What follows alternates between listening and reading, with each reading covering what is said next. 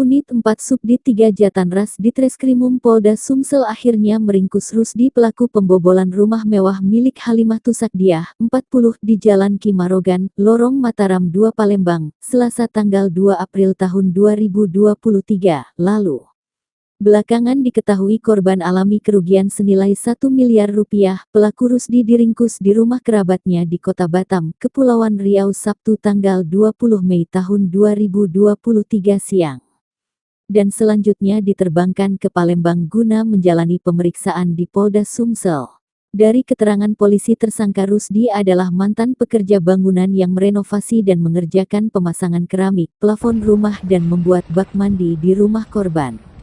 1 hari sebelum Hari Raya Idul Fitri, pelaku ini membersihkan sampah sisa-sisa bangunan di rumah korban.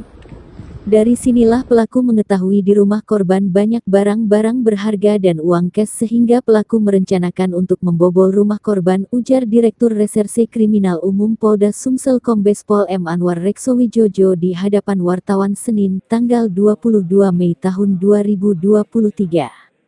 Modus pelaku masuk ke rumah korban melalui pintu jendela dengan merusak terali besi dengan menggunakan kayu.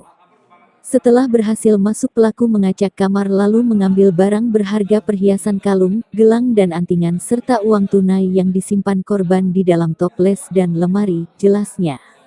Berdasarkan pengakuan tersangka, uang yang berhasil dicuri di rumah korban sekitar 300 juta rupiah dan perhiasan emas yang belum sempat dijual tersangka.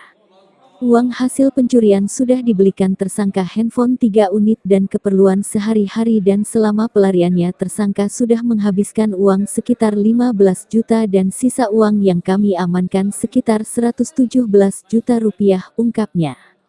Kombes Pol Anwar menuturkan, pengakuan tersangka berbeda dengan keterangan korban yang katanya mengalami kerugian mencapai 1 miliar rupiah.